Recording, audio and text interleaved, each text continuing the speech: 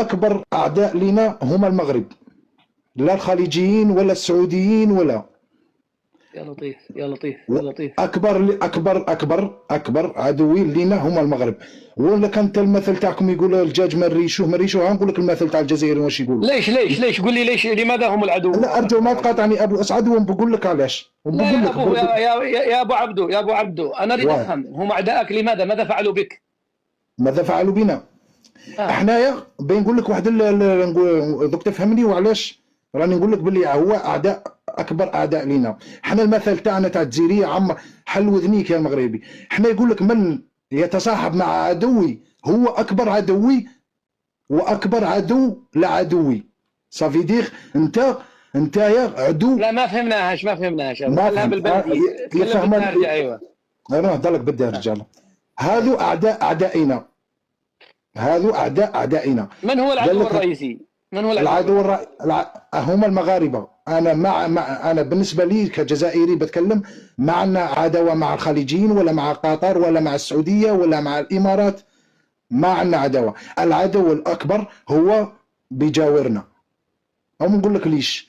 لان أيوة يا اخي ليش وي او نقول لك ليش يا اخي حتى وانت وتعرف ليش. باسكو انت تركت كازانوفا يتكلم مابا دقيقه، وهذا ولد العاصمه يتكلم ويوري لك في التصاوير تاع لابوبال. انت تتكلم على الجيش العسكري وهو يصور لك، وحنا ما عندناش الغاز وحنا ما عندناش. انتم ما عندكمش هكا في المغرب. معليش انا زرت المغرب واعرفها جيدا، ولكن نتكلموا على التليفونات نوري لك لي فيديو ونوري لك. لا علينا. اكبر اعداء لنا هما المغاربه، سيتو. اكبر. ليش ما فيش سيتو؟ بيان سيغ داكوش اكوش اتروا نخبخ تكوا. يا اخي اعدائك قول لي ليش؟ انا اريد افهم. انا قاعد قدامك بني ادم يريد يفهم. انت بتتكلم عن هواء. بدي تفهم. من يتفق مع الصهيوني هو وقال لك لا عندكم علاقه مع الصهاينه. ليست لنا علاقه مع الصهاينه يا اخي. انتم كلين يظل في المغرب يا اخي. الان اكبر عدو لك المغرب لان لها علاقه باسرائيل، صح هذا الخبر؟ انت ما سمحت انت عندك جملين ولا 8 ملايين كما سمحت بالسفينه الذي ردتها اسبان وانجليز واستقبلتها المغرب. انت عدوك المغرب لانه له علاقه باسرائيل. هل هذه العباره صحيحه ولا غلط؟ هذه صحيحه. السؤال لك، لماذا لا تعادي كل الدول التي لها علاقه باسرائيل؟ اردوغان كان عندك في الجزائر، رد عليها. اردوغان ايوه اي يا اخي اردوغان يا اختي لا اسمعني انت مع المغاربه وانا بدي وجبك. اخي اسمعني مع حد. لا مانيش مع لا ما تقول لي انا ما مع احد. اسالك بالله تسمع. شوف صل على انا ساقبلها منك واقسم لك بالله اني ساكون معك.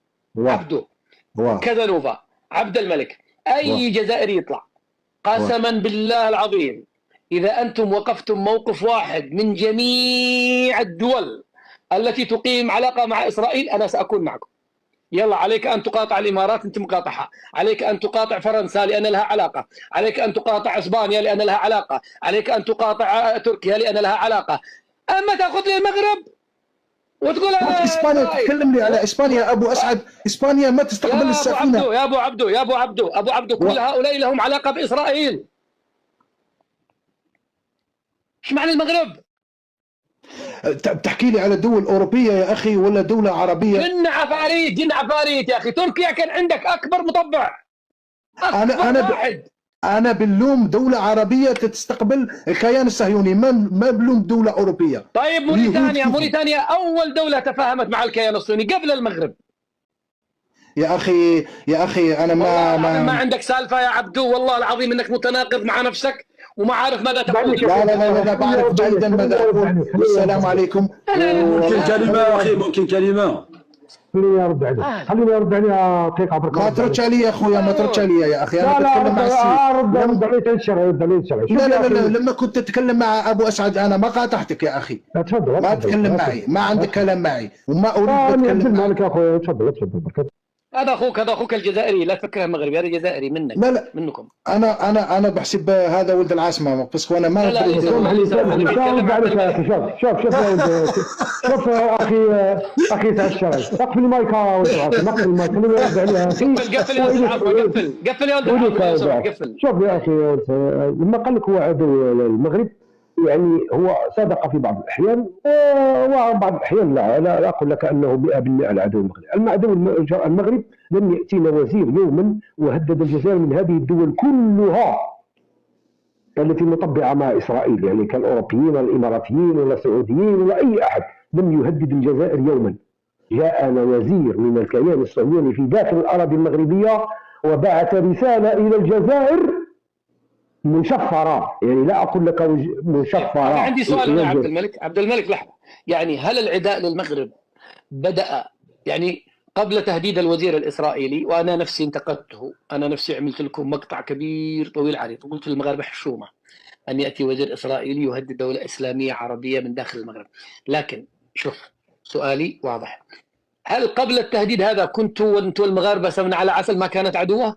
لا لم نكن سمنة على عسل، لم نكن سمنة على عسل. طيب لحظة، بكل صراحة إذا أنت كذاب. لا أتكلم معك، لم تكن سمنة على عسل. أنت تكذب نفسك. لحظة، هل قبل التهديد الإسرائيلي الذي جاءكم من داخل المغرب كنتم قبلها لا تعتبرون المغرب عدو؟ لا لم نكن نعتبره عدو. إذا أنت كذاب، دعني أفهمك. هناك كانت سياسة يعني بين البلدين لا تتساوى، يعني السياسة لا تتساوى بينهما، وخاصة في قضية الصحراء كانت نزاع حول قضية الصحراء فقط، لم تكن تخرج إلى الشعب هكذا وإلى، يعني كانت بين النظامين فقط، لم تكن مع الشعب المغربي أو الشعب الجزائري عداء مثل هذا، يعني نحصل في تصاعد، دائما في تصاعد وليس تصاعد. هذا هو المشكل أننا اليوم توجهنا إلى الشعبين، يعني أصبح اليوم الشعبين يتصادمان مثل ما تتصادم اليوم الحكومات والسياسة الجزائرية والسياسة المغربية. يا أخي عمر هلال عمر هلال ترك قضية الصحراء ويقول البنان الدقيق والسميك في الأمم المتحدة، يتكلم عن البنان الدقيق والسميك. يا أخي متهزم عن الجزائر. أول مرة أسمع سفير. يا أخي لحظة، أنت أخذت الميكروفون على الأخ عبدو على أساس أنك ستنقذه. إلى الآن لم تستطيعوا أن تأتونا بأدلة مقنعة لماذا المغرب هو عدوكم. أخي خلوني نتكلم، راه تقول وانا نستنى.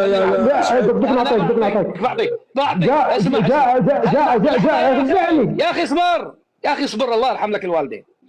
يعني إذا أنا أرى أنه في السلام الوطني ديالكم والنشيد الوطني غيروها يا مغرب قد مضى وقت العتاب وتعاهدنا لقطع في الرقاب. غير يعني أنت يعني معقول جزائري بكامل قواه العقلية لا يرى فرنسا هي العدو الأول؟ معقول؟ لا فرنسا دائما تبقى عدوة، لماذا عندما أسألك فرنسا دائما تبقى عدوتنا؟ لحظة، لماذا عندما أسألك أنا عن عدوك الأول تقول المغرب مباشرة، لا تقول لي فرنسا إلا عندما أذكرك أنا أذكرك إني قتلت بماذا هي اليوم عدوتي فرنسا؟ بماذا هي عدوتي؟ الشهداء يا أخي، الشهداء اللي صدعتونا بالرشوة. الشهداء ماتوا وأخذنا حقهم وأخذنا أراضينا واسترجعنا أراضينا واسترجعنا استقلالنا واسترجعنا رايتنا واسترجعنا وطننا. ثأرات، وين ثأرات الشهداء؟ نعم لقد خذنا بثارنا في أرضنا وليس نذهب حتى إلى فرنسا نأخذ، أخذنا ثأرنا وأخذنا استرجعنا أرضنا واسترجعنا استقلالنا واسترجعنا كل شيء. لماذا هي فرنسا عدوة؟ لم تسترجع الجماجم يا اخي استرجعنا جماجم يا اخي. لا تتكلم هذوك شوف انك تتكلم على جماجم اليوم يعني انتم تحرجونا غير بهذه الجماجم، انت تقولون انت لا تحرجون فيكم، انت اللي تحرجون فيكم. لا تحرجوننا لانهم هذوك الجماجم هم شرف امه، هم كافحوا شرف امه ونحن دائما مع فرنسا. طيب لماذا المغرب عدوك؟ قنعني ليش المغرب عدوك؟ والله ما عنده جمجمه. سأقول لك لم أرى جيشا يوما أتى بالكيان الصهيوني في مناورة القط كما سموه مناورة الأسد، مناورة القط أتوا ب2000 جندي إسرائيلي يشارك في هذه المناوره. اعطيني بلد واحد اسلامي قد شارك، قد اتى بهذا الجيش الكيان الى المنطقه. كلام غير مقنع، غير مقنع. كيف غير مقنع؟ كيف غير مقنع؟ كيف غير مقنع؟ يا اخي شكلي بتكلم بدي اذهب. بدي اذهب، بدي اتكلم مع ابو سعد. حفتر يا اخي، حفتر لماذا لا تعتبرونه عدوا؟ حفتر معتوه تتكلمني على واحد جنرال لا يعرف حتى يقرا الورقه يا اخي، تكلمني على واحد لم يستطع الدخول الى طرابلس متر واحد لم يستطيع الدخول الى طرابلس، متر واحد لم يستطيع الدخول الى طرابلس، 4 أو 5 سنوات وهو لم يستطيع. تكلمني على حفتر؟ انا لا، حفتر تكلموا على الميليشيات، حفتر يتكلمون عنه، تتكلم على واحد معتوه لا يعرف قرا حتى الورقه. يعني كان اسيرا في تشاد ثم ذهب الى امريكا، ربته وعادته الى تتكلمني على هذا التي جردته الجزائر بالبدله العسكريه داخل الطائره ونزل بالبدله المدنيه، والفيديو موجود. لم تسمح له بالهبوط بالبدله العسكريه لانه لا يستاهلها وانه ليس كجنرال. هذا يا اخي لا اعرف من اين اتى به يا اخي، خريج الكتاب الاخضر الجاهل الذي حكمهم بالجهل، باقي جاهل. لك يمكن كلمه اخي.